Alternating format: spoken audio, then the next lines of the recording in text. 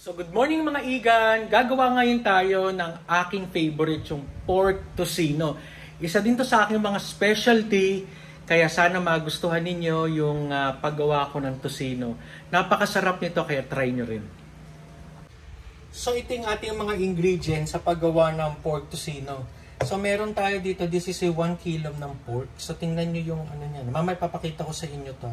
Talagang maano yung ano niya, ayan, ang nipis. At syempre, mas masarap yung may taba. So, ang part nito, ang ginamit natin is yung pigi.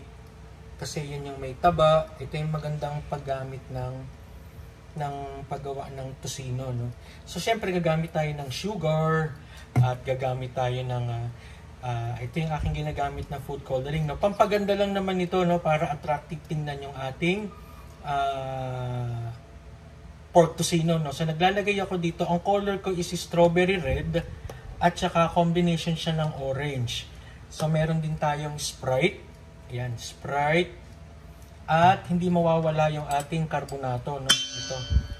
Yung carbonato. So, ito yung nagpapa-tender ng ating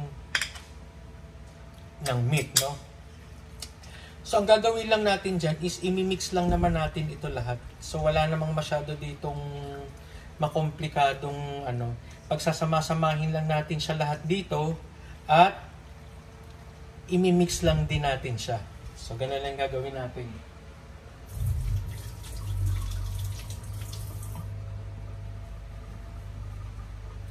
So, una, lagyan muna natin ng sugar, no? Yung iba gumagamit, yung iba wash ang ginagamit na sugar, yung iba mascobado. Well, actually, wala akong mascobado. Ay, ito meron pala. So ito pala meron ako. So gagawin natin combination nito kasi masarap din ito no. Ito yung ginagamit ko kasi may ibang flavor ito sa tocino. So ito yung gagamitin natin. So combination na lang siya. So gagamitin natin ito no. So lalagyan natin siya ng sugar. This is a muscovado sugar. Lalagyan lang natin siya no. Yan. Actually sa 1 kilo ng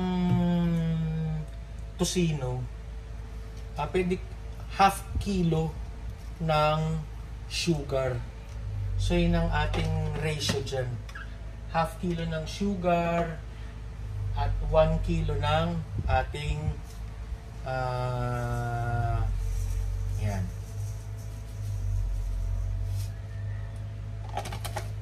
Dahil 1 kilo yan, ano?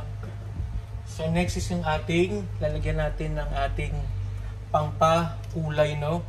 So optional ito kung gusto nyo or pwede ding hindi lagyan kasi kaya lang yung tocino ninyo, 'di ba yung mga tocino nakikita natin color ano siya, very dark yung color niya, no? So ito lang yung ano diyan tawag dito, nilalagay ko diyan.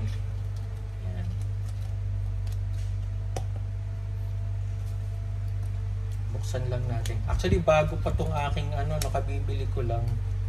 So, yan. So, lalagyan lang natin ng orange. So, yan.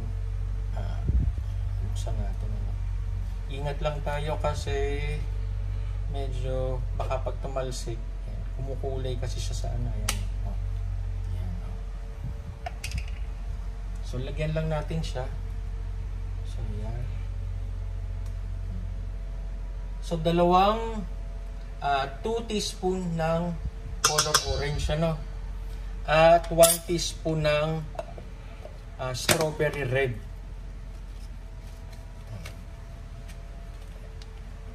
Sarado natin mabuti. So, ito yung ating strawberry red. So, 1 teaspoon lang siya. Konti lang nito. Yan, so, combination lang yan. Lagyan natin ng konti. So, yan na. So, ingat lang dito kasi medyo baka humawa sa ano, no. Punasan lang natin. Ayan, kumapit na nga siya. So, next yung ating carbonato. Ito hindi pwedeng mawala kasi ito yung nagpapa-tender ng ating meat. And then, imimix lang natin siya at lalagyan lang natin ng Sprite. So lalagyan natin ng Sprite. So konti-konti muna, no, hanggang sa matansya lang natin yung ano niya. Ayan. Ayan. So hahaluin lang natin siya, i-mix lang natin. So just make sure na malinis yung kamay ninyo at hugas tayong kamay.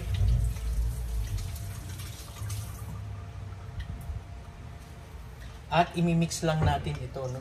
Mix lang natin siya dyan. Yan.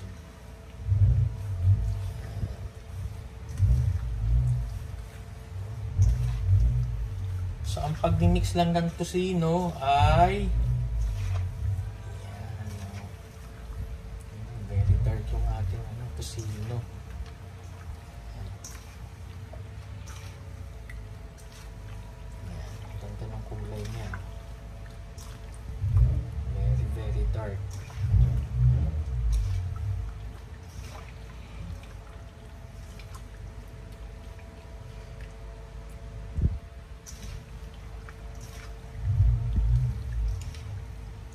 So wag lalamasin yung ano no yan no. Oh, yan ang ating ano.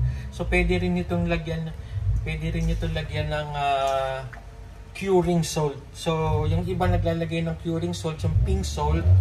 Pero kung hindi na ako naglalagay ng pink salt kasi hindi namang maramihan, no? Pero pag maramihan at mga 4 to 5 kilos yung gagawin ninyo at medyo magtatagal, so maglagay kayo ng curing salt.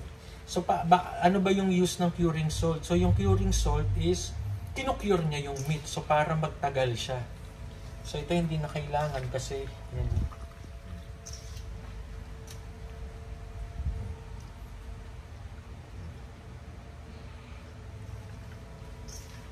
Isang kainan lang naman din namin ito. So, yan. So iba nagtataka bakit dark yung ating color ng dark. Ito nyo ba? Very dark siya. So, pwedeng kontian nyo lang yung bawasan nyo lang yung red, Pero kasi gusto ko yung medyo dark yung color ng ko. At saka pa to eh. Mawawala pa yung kanyang color niyan.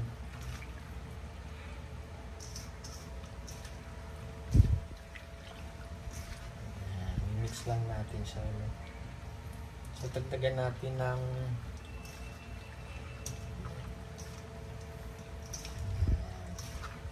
hanggang sa matunaw yung sugar. Kailangan matunaw kasi yung sugar nito eh. Kasi pag hindi siya natunaw, hindi siya mag-aano doon sa